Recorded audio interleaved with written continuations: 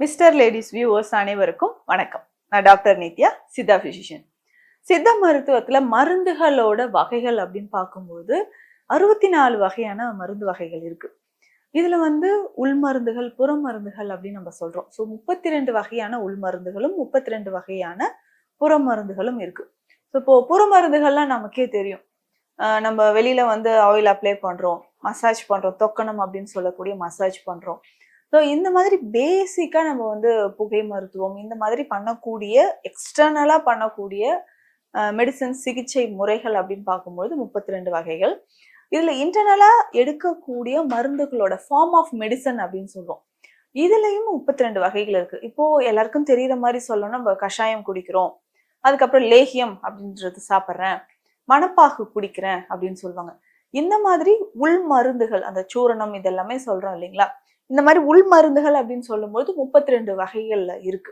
So இந்த மாதிரி உள் மருந்துகள், வெளி மருந்துகள் எல்லாமே சேர்ந்து நம்மளுடைய உடலை ஆரோக்கியமாக வைக்கிறதுக்கு மூலிகைகளை எந்தெந்த மாதிரியாக எல்லாம் நம்ம பயன்படுத்துறோம்.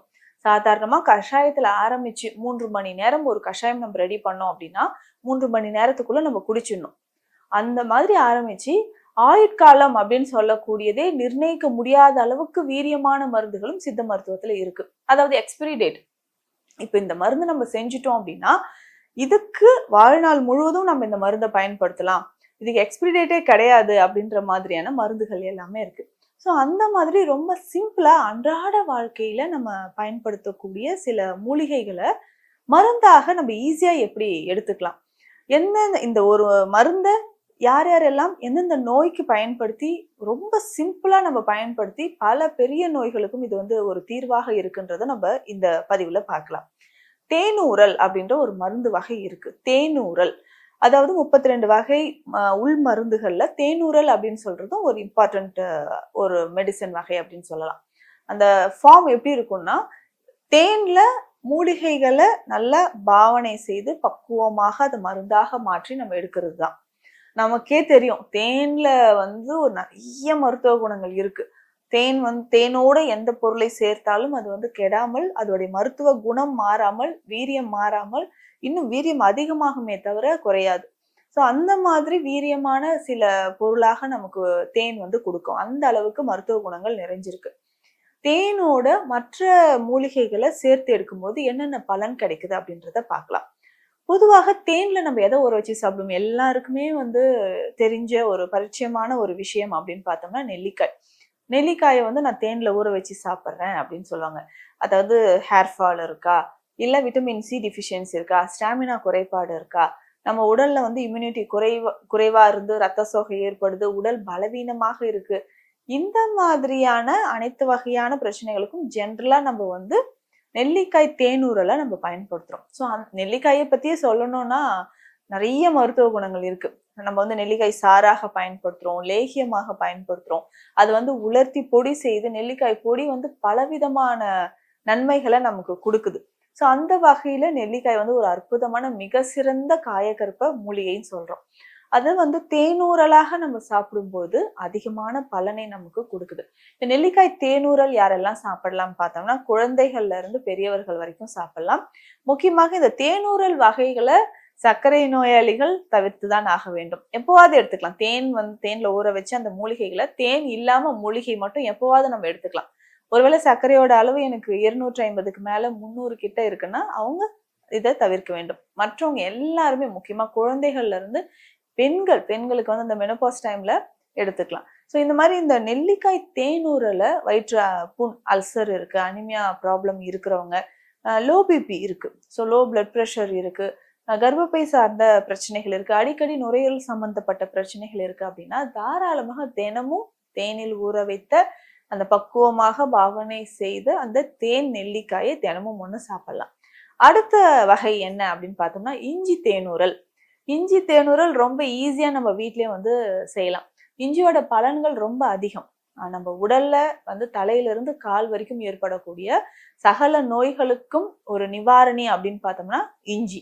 இந்த இஞ்சி சித்த மருத்துவத்தில் ஒரு தலை சிறந்த ஒரு மூலிகைன்னு சொல்லலாம். நிறைய மருந்துகள்ல இந்த சுக்கு, இஞ்சி இல்லாத மருந்துகளே கிடையாது. ஸோ இந்த இஞ்சி தேனூரல் எதுக்கு சாப்பிடலாம்னா, குறிப்பாக கல்லீரல் சம்பந்தப்பட்ட நோய்கள் இருக்கிறவங்க, நிறைய பேருக்கு இந்த ஆல்கஹால் இன்டேக் அதிகமா எடுத்து மது பழக்கத்தினால் கல்லீரல் பாதிப்பு ஏற்பட்டிருக்கு, லிவர் சிர்ஹோசிஸ் இருக்கு.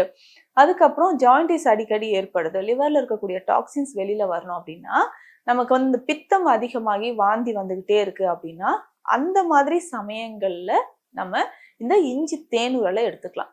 இஞ்சியை வந்து நல்லா வாஷ் பண்ணிட்டு சின்ன சின்ன பீசஸா கட் பண்ணி ஆவியில சும்மா கொஞ்ச நேரம் ஒரு 2 to 5 நிமிடங்கள் அது வந்து ஆவியில வேக வைத்து எடுத்து ஒரு நாள் வெயில்ல உலர்த்தணும்.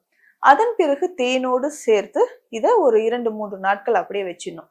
அதுக்கப்புறம் காலையில ஒரு 4-5 சின்ன சின்ன பீசஸ் 4-5 தேனோடு எடுத்து அந்த இஞ்சியை காலையில வெறும் வயிற்றுல சாப்பிட்டுட்டு வந்தோம்னா நான் சொல்லக்கூடிய இந்த பித்தம் தொடர்பான நோய்கள் இது எல்லாத்துக்குமே ஒரு சிறந்த ஒரு நிவாரணமாக இருக்கும்.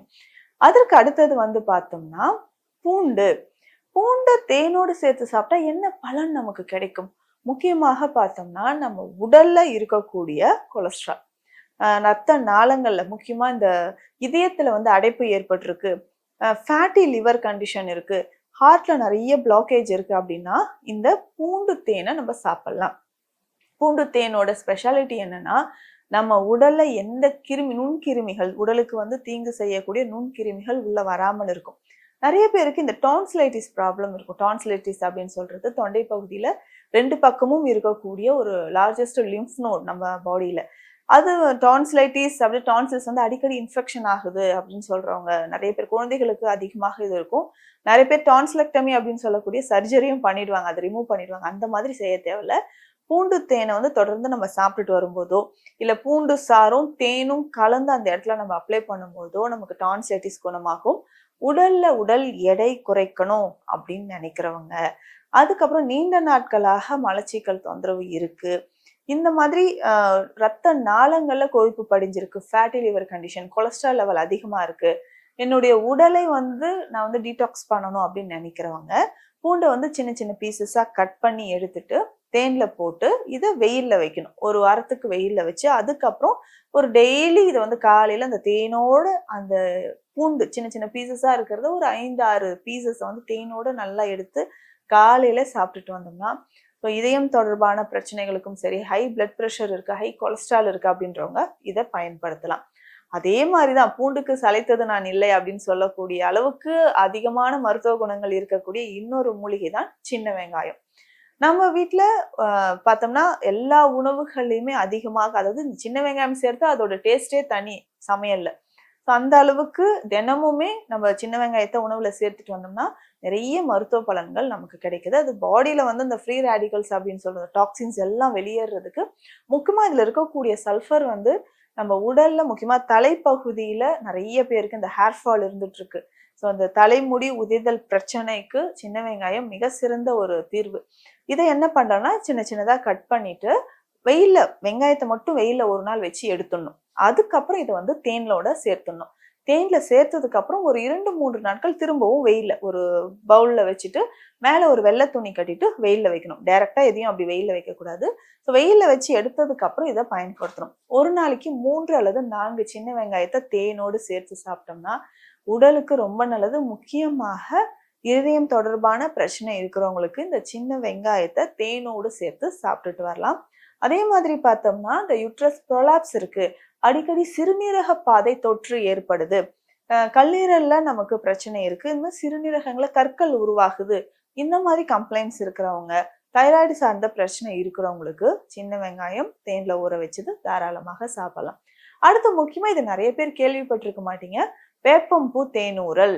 இது வேப்பம்பூ தேனூரல் எதுக்கு அப்படின்னு பார்த்தோம்னா பித்த நோய்களை வந்து குணப்படுத்துவதற்கு இதை பயன்படுத்தும்னு சொல்லலாம். பித்தம் தொடர்பாக இருக்கக்கூடிய பல நோய்கள், இன்னைக்கு அதிகமான டென்ஷன் இருக்குது, பிளட் ப்ரெஷர் அதிகமா இருக்கு அப்படின்றவங்க வேப்பம்பூக்கு நிறைய மருத்துவ குணங்கள் இருக்கு. ஸோ சீசன்ல அது கிடைக்கிறப்போ நம்ம கலெக்ட் பண்ணி வச்சுட்டு இதை தேன்ல போட்டு நல்லா கலந்து ஒரு 3 நாள் வெயில்ல வச்சு எடுத்து இதை வந்து ஒரு ஸ்பூன் சாப்பிட்டுட்டு வந்தோம்னா பித்தம் தொடர்பான நோய்கள் அனைத்துமே முழுவதுமாக குணமாகும். ஏன்னா நிறைய பேருக்கு இப்படி ஒரு வேப்பம்பூல இப்படி ஒரு மெத்தட் இருக்கான்னு தெரியாது. ஸோ இதை வந்து தேன்ல நம்ம பயன்படுத்திட்டு வந்தோம்னா அதாவது வாய்ப்பகுதியில் இருக்கக்கூடிய புண்கள்ல இருந்து, அல்சர்ல இருந்து, பைல்ஸ் மற்றும் ஃபிஸ்டுலா நீண்ட நாட்களாக தொடர்ந்து இருக்கக்கூடிய மலச்சிக்கல், இது எல்லாத்தையுமே இந்த வேப்பம்பூ குணமாக்குது. அதுவும் தேனோடு சேர்த்து சாப்பிடும்போது நம்ம உடல்ல மூளை முடுக்குல இருக்கக்கூடிய கழிவு கூட வெளியேற ஆரம்பிச்சிடும். ஸோ இதை கண்டிப்பா சீசன்ல வேப்பம்பூவை கலெக்ட் பண்ணிட்டு தேன்ல போட்டு சாப்பிடுங்க. நிறைய மருத்துவ பலன்கள் நமக்கு கிடைக்கும். அதே மாதிரிதான் ரோஜா இதழ்கள். ரோஜா நம்ம ரோஜா குல்கன் தான் நம்ம சாப்பிட்றோம். அதுவுமே நம்ம உடலுக்கு பல ஆரோக்கிய நன்மைகளை கொடுத்துட்டு இருக்கு. ஸோ இந்த மாதிரி தேனூரல் வகைகள் சிலவற்றை நான் உங்களுக்கு சொல்லியிருக்கிறேன்.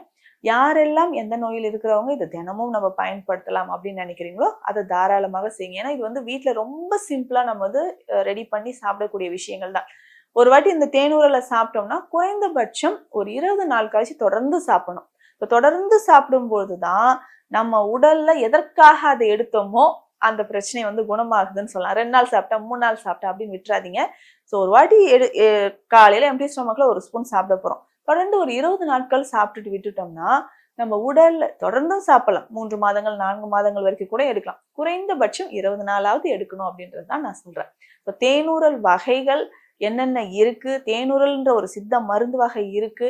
ஸோ அதனுடைய பலன்கள் என்ன அப்படின்றத இந்த பதிவுல பார்த்தோம். மீண்டும் அடுத்த பதிவில் சந்திக்கலாம். நன்றி.